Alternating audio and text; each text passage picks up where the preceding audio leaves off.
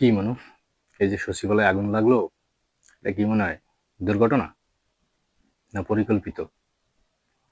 আপনার যদি মনে হয় যে এটা দুর্ঘটনা, তাইলে আপনার মস্তিষ্ক ঠিকমতো কাজ করতেছে না, মস্তিষ্কের মধ্যে ঝামেলা আছে, আপনার ডাক্তার দেখানো দরকার। আর যদি আপনার মনে হয় যে না এটা পরিকল্পিত, তাহলে আপনার মস্তিষ্ক ঠিকমতো কাজ করতেছে। আপনার সারাদিন তো অনেক নিউজ দেখছেন, আমিও দেখছি, সারাদিন ঘাটাঘাটি করছি। আমি তারপর আপনাদেরকে একটা ছবি দেখাইতেছি, এই ছবিটা একটু ভালো করে লক্ষ্য করেন। এই ছবিটা দেখার পর যদি কারো মনে হয় যেটা দুর্ঘটনা, তাইলে আসলেই তার মস্তিষ্কে সমস্যা আছে। ছবিতে আপনারা দেখতে পাইতেছেন যে একটা ভবনের দুই সাইডে, একবার এই মাথায় এবং ওই মাথায়, দুই দিকেই আগুন লাগছে একই সাথে। এখন তো শীতকাল, শীতকালে তো শর্ট সার্কিট হয় না, এটা তো আমরা সবাই জানি।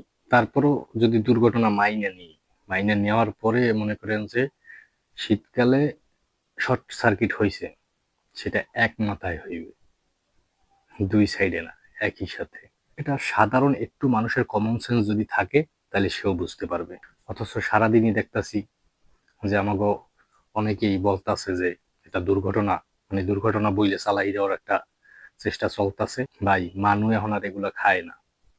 মানুষের, পাবলিকের, আমাদের মতো সাধারণ জনগণের আপনার যে এখনো মানে এতটা বোকা ভাবতাছেন কিসের জন্য আমি বুঝতে পারতাছি না। এই আগুনটা পরিকল্পিতভাবে লাগানো হয়েছে আওয়ামী লীগের পাপ ঢাকার জন্য, তাদের পাপগুলোকে পুইরা ছাই করার জন্য এই আগুনটা লাগানো হয়েছে। এটা কোনো যেন তেন ব্যাপার না, এটা একদম হাই লেভেল থেকে, এটা দেশীয় কোনো ষড়যন্ত্র না, এটা বিদেশি ষড়যন্ত্র, এবং সরাসরি বললে এটা ইন্ডিয়ার ষড়যন্ত্র। ভারত বাংলাদেশে এই যে বিডিআর হত্যার নথিপত্র এবং বিভিন্ন আওয়ামী লীগের বিভিন্ন দুর্নীতির নথিপত্র পোড়ানোর জন্য পরিকল্পিতভাবে আওয়ামী লীগ এবং ভারত যোগসাজশে এই অগ্নিকাণ্ড ঘটানো হয়েছে। এর সুষ্ঠু তদন্ত দাবি করছি। এর সুষ্ঠু তদন্ত না হলে বাংলাদেশ আসলে নিরাপত্তার দিক থেকে অনেক বড় ঝুঁকিতে আছে, এটা আমাদেরকে বুঝতে হবে।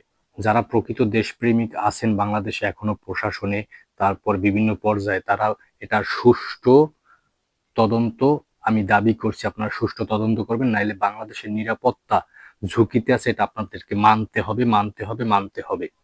এটা ভারতের অনেক বড় একটা খেলা, ভারত এবং আওয়ামী লীগের যোগ সাজসে এটা বাংলাদেশের জন্য অনেক ব্যাপক নিরাপত্তা ঝুঁকি তৈরি করবে। এটা আমাদের সবাইকে বুঝতে হবে যে এটা ভারতের একটা অনেক বড় একটা খেলা। এই অগ্নিকাণ্ডে শুনতেছি যে আমাদের যে দুই উপদেষ্টা, সেই উপদেষ্টা নাহিদ এবং আসিফ দুইজনারই মন্ত্রণালয় পুইরা ছাই হয়ে গেছে। এটাকে আপনারা কি বলবেন, দুর্ঘটনা?